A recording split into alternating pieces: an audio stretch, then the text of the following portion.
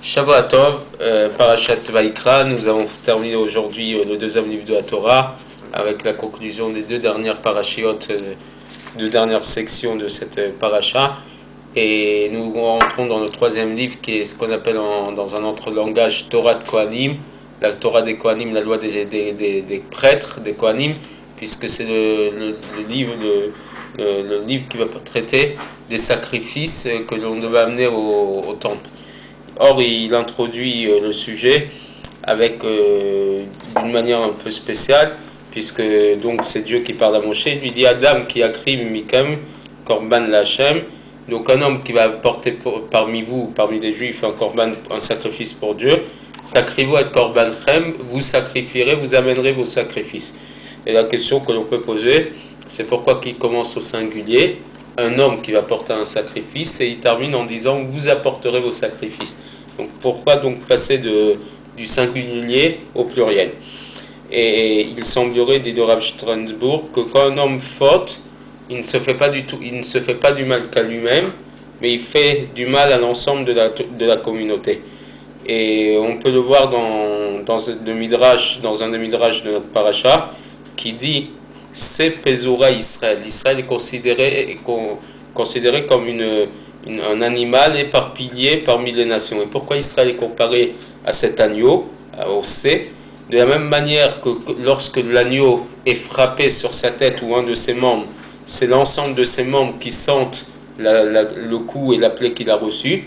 C'est pareil pour Israël. Une personne qui faute, tout le monde ressent cette faute. Rabbi Shimon Bar Yochai l'exprime dans le Zohar avec le fameux exemple, la fameuse parabole connue de personnes qui étaient assises dans un bateau et que l'un d'entre eux a pris une scie et il a commencé à scier le bas de sa cabine. Alors ses amis lui disent mais qu'est-ce que tu fais? Il leur dit mais qu'est-ce que ça peut vous faire? C'est que sur moi que je scie, qu'en dessous de moi, que dans ma cabine. Alors ses amis lui disent mais voici que là va tous nous engloutir, un trou dans ta cabine, ça fait du mal à l'ensemble du bateau et nous avec. Donc c'est comme ça que le Midrash explique cette idée que quand un juif faute, c'est l'ensemble de la communauté qui se retrouve à être frappé. Il se retrouve que quand quelqu'un faute et qu'il mérite d'amener son korban, son sacrifice, et de réparer ce qu'il a fait de mal avec cette action, ces mauvaises actions, c'est finalement toute la communauté qui s'élève avec lui et la faute, le défaut qui s'est collé à lui par sa faute, finalement va disparaître de l'ensemble de la communauté. Et c'est pour ça que même que la Torah commence avec un singulier en parlant de celui qui a fauté lui-même et qui par son sacrifice va vouloir faire teshuva, va vouloir réparer sa faute, d'accord? Au moment où le korban, le sacrifice a été apporté, on finit par un pluriel pour dire que finalement lorsque le korban a été amené, c'est l'ensemble de la communauté qui a été influencée par cette action et finalement toute la communauté est purifiée de par son acte. On apprend de là que quand un juif faute, il fait du mal à l'ensemble d'Israël et il ne peut pas argumenter pour ceux qui viennent essayer de l'influencer en disant Lavbal devarim ditiyat, toi tu n'es pas concerné, si finalement tout le monde est concerné. Israël, l'ensemble de la communauté est assis dans le même bateau. Et le débordement d'eau peut venir sur l'ensemble de la communauté que Dieu préserve, que ce soit sur celui qui a fauté ou que ce soit sur celui qui n'a pas fauté. Et finalement, c'est assez symbolique d'un événement que l'on va vivre demain, puisque demain, ça va faire en date hébraïque exactement 3 ans que le Rav Sandler, Jonathan Sandler, ses 2 petits garçons et la fille du Rav Monsénégo ont disparu. Ça fait exactement 3 ans que l'affaire Mera, malheureusement, nous a fait du mal à toute la communauté, nous a fait souffrir, nous a fait pleurer des larmes de sang et des larmes de corps.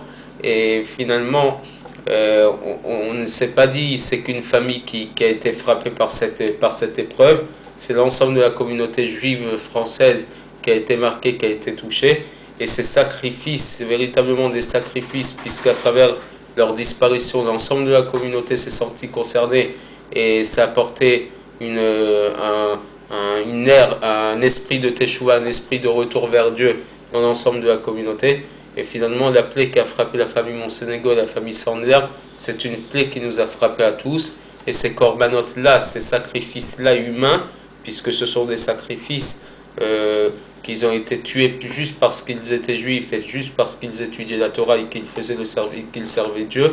J'espère que ces sacrifices-là seront parmi les derniers sacrifices que notre communauté va devoir vivre et que toutes ces larmes, tout ce sang qui a été versé, et je mettrai dans le même bateau, si je puis dire, Ilan Halimi, les disparus d'Hypercacher, notre ami Danuzan qui a été assassiné à Copenhague il y a exactement un mois. D'accord, nous concluons le mois de sa disparition. J'espère que tous ces sacrifices-là n'auront pas été des sacrifices vains, gratuits, et que leur disparition nous servira à tous à faire encore un peu plus Teshuvah.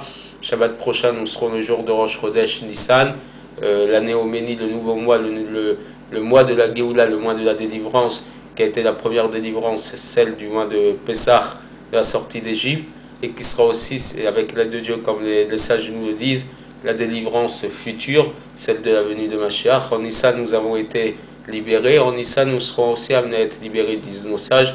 Espérons que ces sacrifices humains et sacrifices animaux, puisque c'est de ça que l'on parle dans la Torah, amener des sacrifices animaux pour réparer nos fautes. J'espère que tous ces sacrifices se joindront dans les mondes supérieurs pour demander à Kadosh Baruch Hu qui nous amène Mashiach très très rapidement, vu que nous n'ayons plus à souffrir dans cette galoute, dans cet exil. Shavuot Tov, et à tout de suite pour l'histoire de la semaine.